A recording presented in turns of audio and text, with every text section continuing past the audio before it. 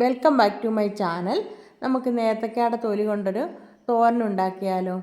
കല്യാണ വീടുകളിലൊക്കെ തലേ ദിവസം വൈകിട്ട് വിരുന്നുകാരും ഒക്കെ കാണുമല്ലോ.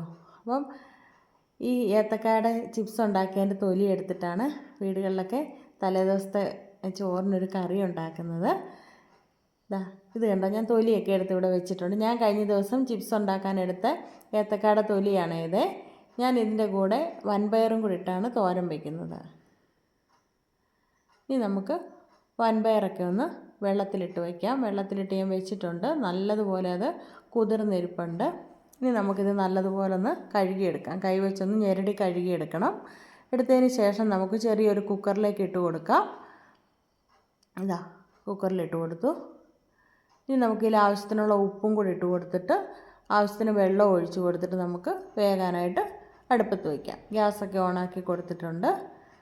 ഇനി ഞാൻ ചെറിയൊരു ബൗളിൽ വെള്ളം എടുക്കുന്നുണ്ട്. വെള്ളം എടുത്തിട്ട് അതിലേക്ക് ഞാൻ 1 ടീസ്പൂൺ ഉപ്പും കൂടി ഇട്ട് കൊടുക്കുന്നുണ്ട്. ഉപ്പും കൂടി ഇട്ട് കൊടുത്തതിന് ശേഷം നമുക്ക് നമ്മുടെ ഈ ഏത്തക്കയുടെ തൊലി അരിഞ്ഞ് ഈ വെള്ളത്തിലേക്ക് ഇട്ട് കൊടുക്കാം.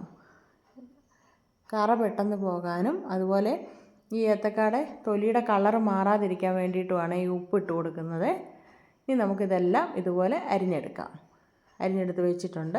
ഇനി നമ്മുടെ കുക്കറിൻ്റെ മൂടിയൊക്കെ ഒന്ന് തുറന്ന് നോക്കാം, പയർ വെന്തിട്ടുണ്ടോ എന്ന്. പയർ നല്ലതുപോലെ വെന്തിട്ടുണ്ട്. നമുക്ക് ഒരെണ്ണം എടുത്തൊന്ന് ഞെക്കി നോക്കാം, വെന്തിട്ടുണ്ട്. ഇനി നമുക്ക് ആ വാഴയ്ക്കയുടെ തൊലിയൊക്കെ നല്ലതുപോലെ ഒന്ന് കഴുകിയെടുക്കാം. കണ്ടോ, നന്നായിട്ട് കഴുകിയെടുത്തിട്ട് കളറൊന്നും മാറിയിട്ടില്ല. ഇനി നമുക്കൊരു ചെറിയ ചട്ടിയൊക്കെ ഒന്ന് അടുപ്പത്ത് വെച്ച് കൊടുക്കാം. ഗ്യാസൊക്കെ ഒന്ന് ഓണാക്കാം. ഓണാക്കിയതിന് ശേഷം നമുക്ക് അതിലേക്ക് വെളിച്ചെണ്ണ ഒഴിച്ച് കൊടുക്കാം. വെളിച്ചെണ്ണ ഒഴിച്ച് കൊടുത്തിട്ടുണ്ട്. ഇനി അതൊന്ന് ചൂടായി വരുമ്പോഴത്തേനും നമുക്ക് കടുക് പൊട്ടിക്കാം. കടുക് ഇട്ട് കൊടുത്തു. ഇനി 2 വറ്റൽമുളകും കൂടെ മുറിച്ചിട്ട് കൊടുക്കാം. അതിന് ശേഷം ഒന്ന് ഇളക്കി കൊടുക്കുക. വറ്റൽമുളക് മൂത്ത് വരുമ്പോഴത്തേനും നമുക്ക് അതിലേക്കൊരു 2 തണ്ട് കറിവേപ്പിലയും കൂടി ഇട്ട് കൊടുക്കാം. ഇട്ട് കൊടുത്തിട്ടുണ്ട്. ഇട്ട് കൊടുത്തതിന് ശേഷം നമുക്കിനി അരിഞ്ഞു വെച്ചിരിക്കുന്ന ആ വാഴയ്ക്കയുടെ തൊലിയില്ലേ, അത് ഇതിലേക്ക് ഇട്ട് കൊടുക്കാം. ഇട്ട് കൊടുത്തിട്ടുണ്ട്. നല്ലതുപോലെ ഇളക്കി കൊടുക്കുക. ഇളക്കി കൊടുത്തതിന് ശേഷം ഒരു 1/2 ടീസ്പൂൺ ഉപ്പ് ഞാൻ ഇട്ട് കൊടുത്തിട്ടുണ്ട്. ഞാൻ പയറിനകത്ത് ഉപ്പ് ഇട്ടിട്ടുണ്ട്, അതുകൊണ്ടാണ് ഉപ്പ് കുറച്ചിട്ട് കൊടുക്കുന്നത്. ഇനി നമുക്ക് നല്ലതുപോലെ ഒന്ന് ഇളക്കി കൊടുക്കാം.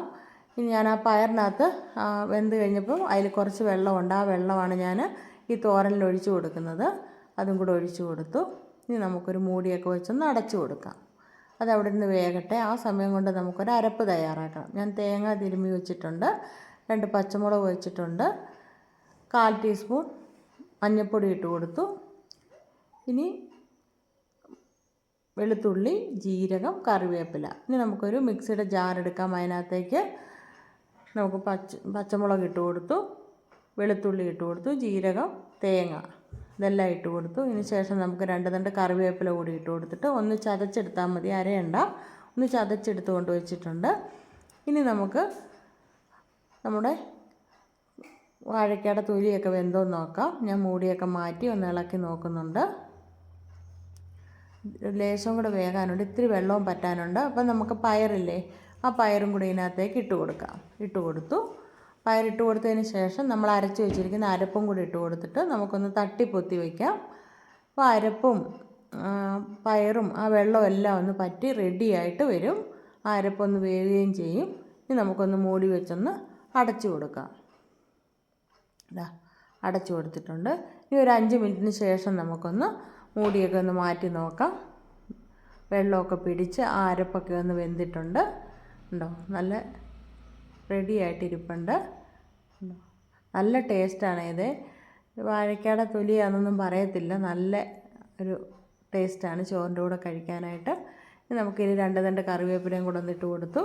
ഇതിൻ്റെ മുകളിലായിട്ടൊരു 1 ടീസ്പൂൺ വെളിച്ചെണ്ണയും കൂടെ ഒന്ന് തൂക്കി കൊടുത്തു.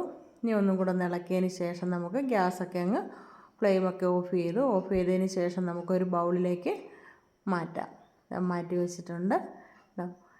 ഏത്തക്കായൊക്കെ വീട്ടിൽ ചിപ്സൊക്കെ ഉണ്ടാക്കുമ്പോൾ അതിൻ്റെ തൊലിയൊക്കെ എടുത്ത് ഇത്തിരി പയറും കൂട്ടി ഒന്ന് ഉണ്ടാക്കി നോക്കണേ. നല്ലൊരു വീഡിയോയുമായി അടുത്ത ദിവസം കാണാം. Okay, by.